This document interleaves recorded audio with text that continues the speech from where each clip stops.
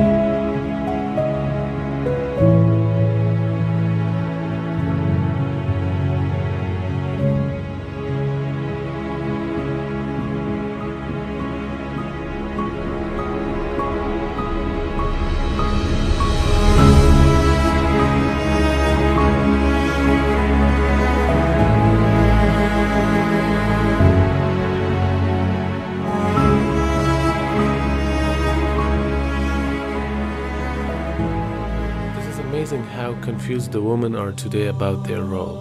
And they are confused because massive efforts are being done under the name of feminism in order to cause this confusion among the people. And as a result, the marriages and families, the primary building block of social and moral order, are in shambles. Much of this is laid at the feet of feminist movement, because it has overturned the thinking of women so dramatically that they have forgotten their real precious value and important responsibilities that are given by their creator. What the public sees about the feminism is that women want equal pay and they want to be free from certain social strictures. And we may think it's a movement for stopping violence against women, but the real agenda is much more serious. Well, one of the things they told me was that he was at the house one night, and we were talking, and he started laughing. He said, "Aaron, what do you think women's liberation was about?"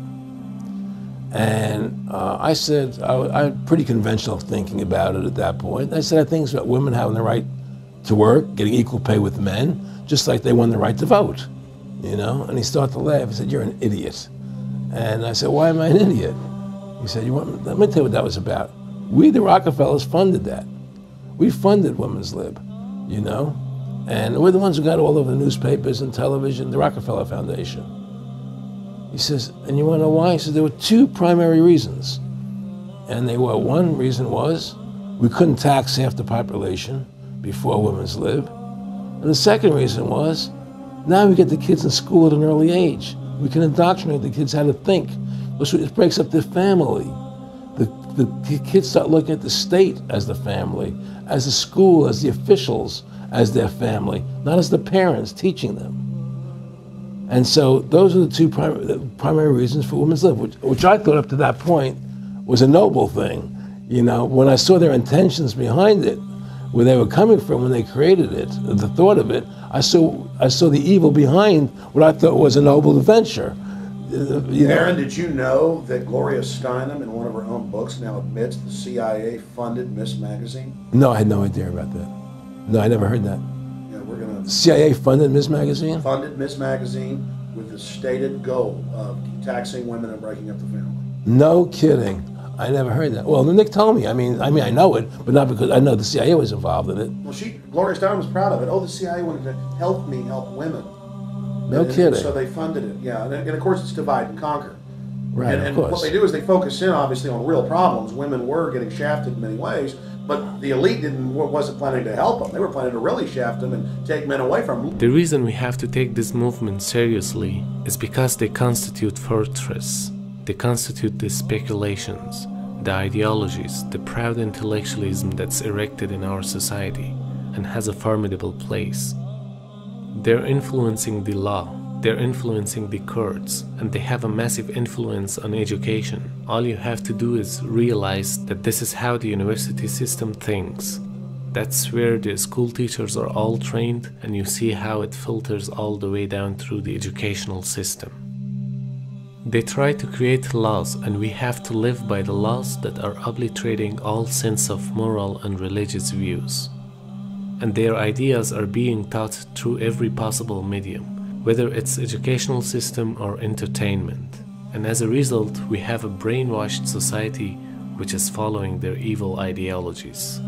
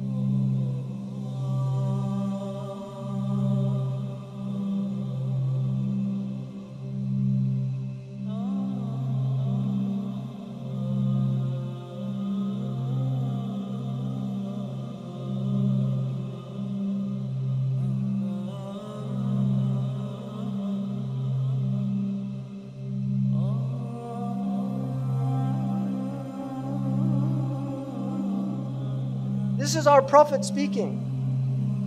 And he said, you will see Mirko Subyan, young people having massive wealth. Like Zuckerberg is a multi-billionaire before he was 30. And you will see Mu'amaratun Nisa. You'll see the movements to corrupt the women.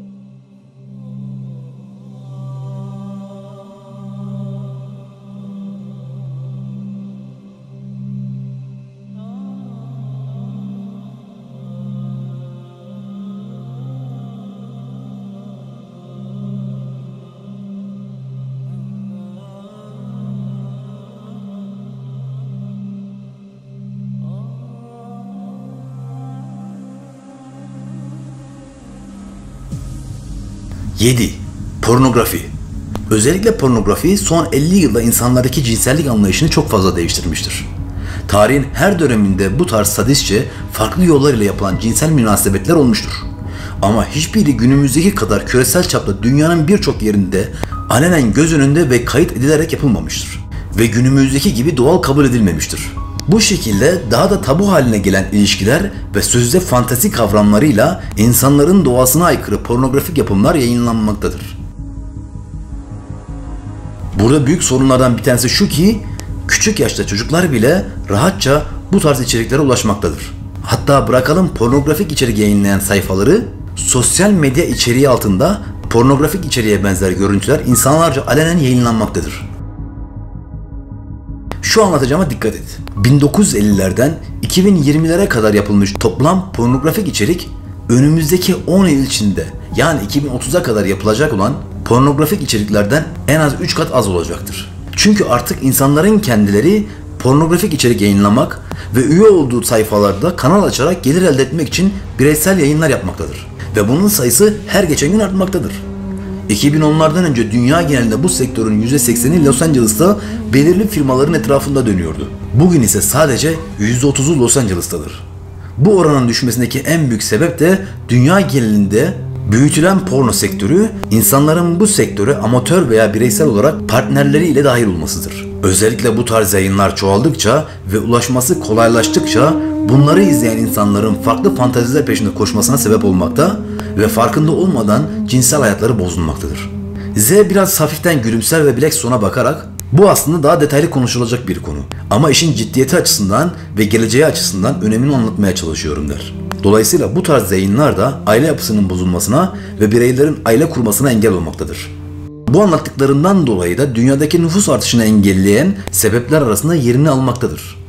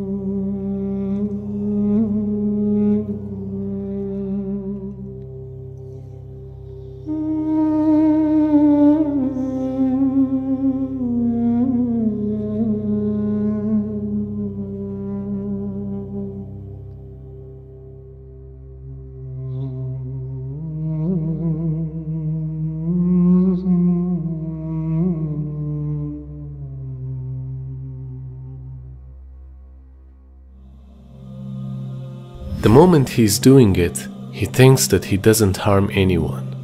But he doesn't know that he himself is the victim. He doesn't know that he is falling into the downhill of addiction, a type of addiction which is far more dangerous than any other type. Because it's easily available and there is no restrictions for it.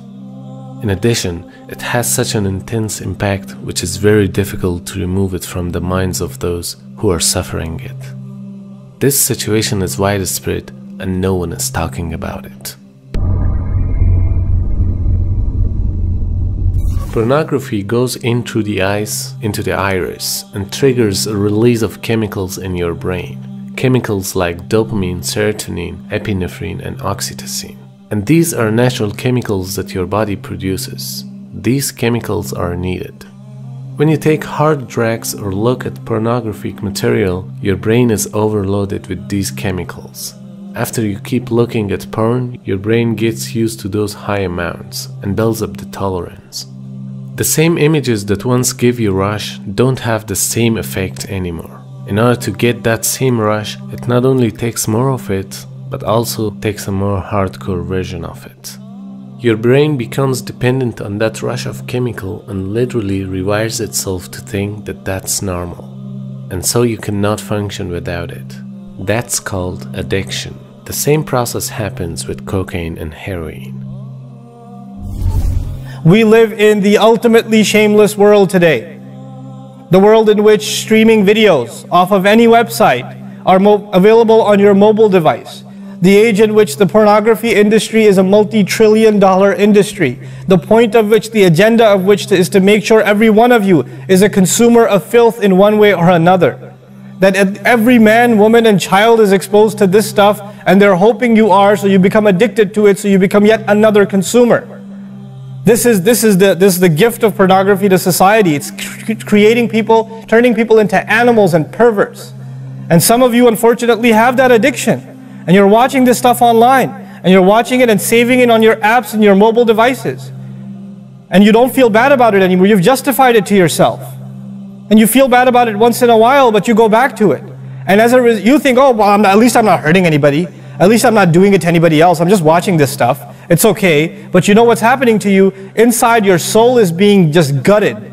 You have no soul left inside of you. So your prayers are empty and you can't even shed a tear in your salat because your heart is so devoid of the fear of Allah because of the filth you've been watching all this time. It's turned you from a human being into an animal. So you can't even look. A woman passes by and you see a piece of flesh walking by. You don't see a human being walking by that deserves respect. You check everybody out and everything out. You're constantly gawking and staring. You have a hard time putting your eyes down. When you're on the subway, when you're on campus, when you're at work, you're walking down the street, you know, you just can't help it. You see a billboard, you take a second look, you see a third look. You don't miss any opportunity to just to violate your soul with your eyes. You're addicted completely. And then you say, brother, how do I get khushu' and salat? What world are you living in? What world are you living in? Ayyuhal ikhwa, my brothers, specifically my brothers, and I know some sisters have this issue too. It's a sad reality. This is a war.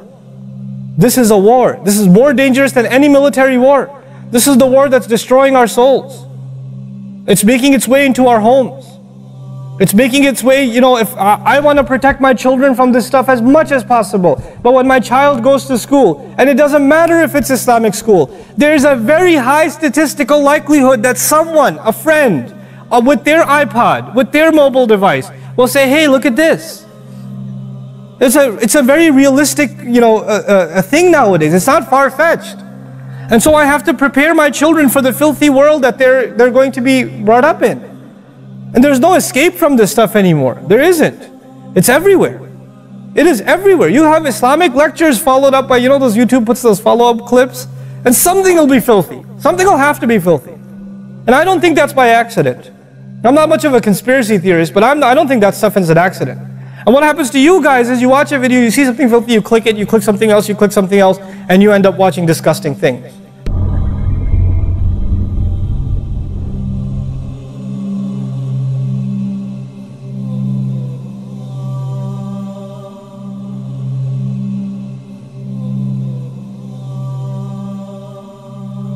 From the ancient times till now, porn is being used by prostitutes and members of occult temples to worship incorporeal entities, meaning jinn and demons. When watching porn, one essentially enters into an altered and highly suggestible state of consciousness. The porn-triggered trance makes people wide open to demonic entities that feed off of sexual perversion, causing many people to be insatiable, addicted, aggressive, and depressive, and indulging in all manner of wickedness. Therefore, it's a means of summoning the demons. That's why most of the people who are exposed to pornography are being possessed by these entities. And today, by means of technology and internet, it became a very widespread ritual being done not only by the actors of this industry, but also by the viewers watching them. A type of global satanic ritual. A study on 2017 shows the annual trafficking of one of the largest porn websites. 28.5 billion visits per year, or an average 81 million visits per day. 25 billion searches performed in a year. That means 22 million searches per day, or 800 searches per second. Over 4 million videos have been uploaded on this website, which is equal to almost 600,000 hours of content. That means if a person was supposed to watch all of those content day and night without any break, it would take him 68 years to watch them all. The amount of data which is being transferred on this site reaches to 10.2 million GBs per day, 7,101 GBs per minute, or 118 GBs per second. That's enough data to fill the memory of every iPhone which is currently in use around the world. This was the statistics of only one website in a year. Now imagine there are over 4 million websites which produce such content. The largest group of internet porn users is youth, aging between 12 to 17 years old, and it's only 19% of all users. The average age of exposure to pornography is 11 years. 9 out of 10 youths aging between 8 to 16 years old have been exposed to pornography. Every second, 30,000 internet users are viewing pornography content. Recent statistics show that 30% of addicts are women, and the percentage is growing.